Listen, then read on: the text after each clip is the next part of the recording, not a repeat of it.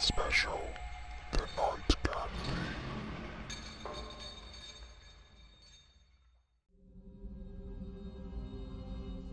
It was Halloween night, and the streets were alive with children's laughter. The shuffle of costumes, the rustle of candy bags, and the smell of pumpkin spice filled the streets. But Tim and his friends weren't kids anymore. They were 16. And this was supposed to be their last year of trick-or-treating, just for old time's sake. Dressed in half-hearted costumes, they wandered down Maple Street, their pillowcases lighter than they'd hoped. "Ugh, this is so lame," muttered Sarah, adjusting her cat ears. "We should have just gone to Josh's party, right, Greg?" "Yeah, at least there's alcohol there," Greg replied. "Come on, you two. Just one more street." Tim insisted, pointing towards the last stretch of houses. "Ugh, fine, Tim." Sarah, at this point, was just irritated and wanted to go home. Most of the lights were off now, the younger kids home already, but one more house at the end glowed faintly in the dark. A house they had never seen before. It was dilapidated, leaning as if it had grown tired over the years.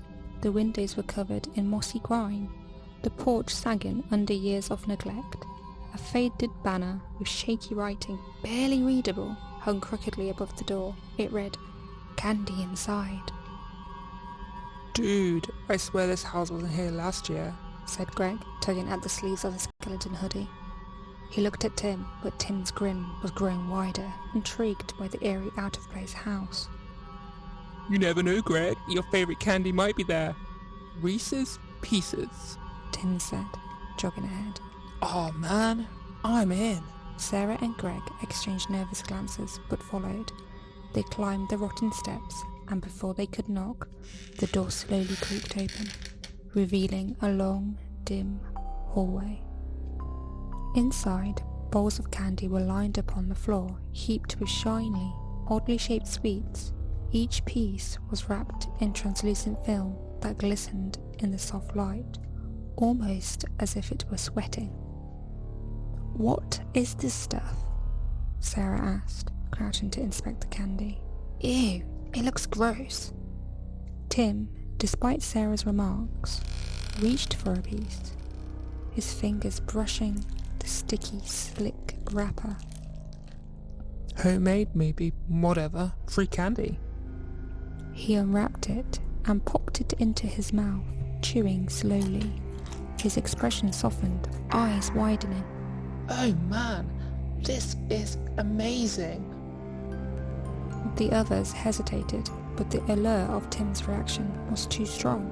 They each unwrapped a piece, biting into the sticky, gooey center. At first, the flavor was so overwhelming, sweet and rich, filling their mouths with an almost intoxicating pleasure.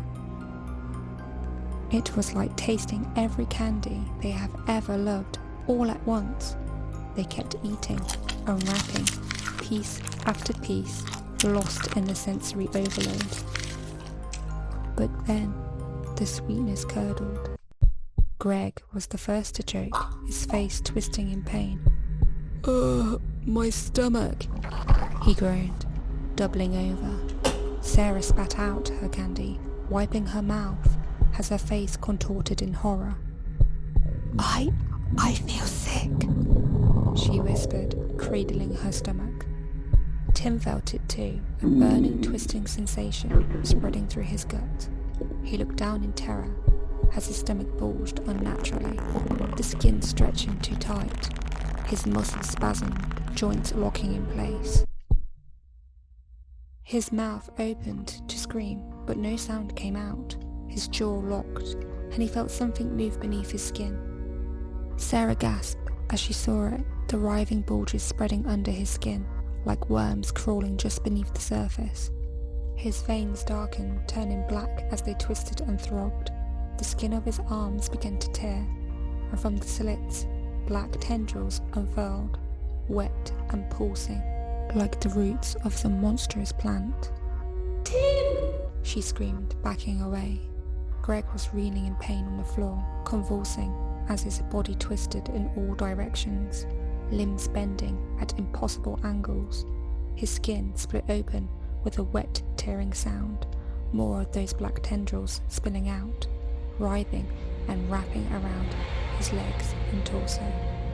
Sarah stumbled towards the door, but before she could reach it, her own body betrayed her. Her arms grew stiff, her fingers curling back.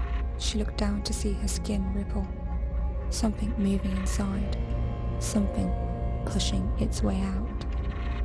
She screamed as her skin tore apart at the seams, her flesh finally giving in. Out sprung slimy tendrils that coiled and wrapped around her like a cocoon, pulling her to the floor. Her vision blurred, and she could hear the squelching, the wet sound of skin splitting, of something being birthed from inside her. Tim, barely conscious, could only watch through a haze of pain as the hallway seemed to grow longer, stretching endlessly into the dark. The tendrils twisted and pulled at his body, dragging him deeper into the house, into the darkness beyond the door.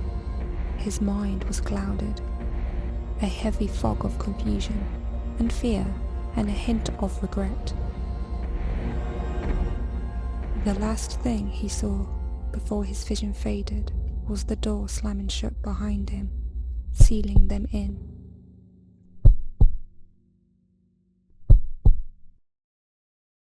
The next morning, the house was gone. No one remembered it ever being there. All that was left on the ground were a few empty candy wrappers, shiny and slick, with something black reflecting in the soft sunlight.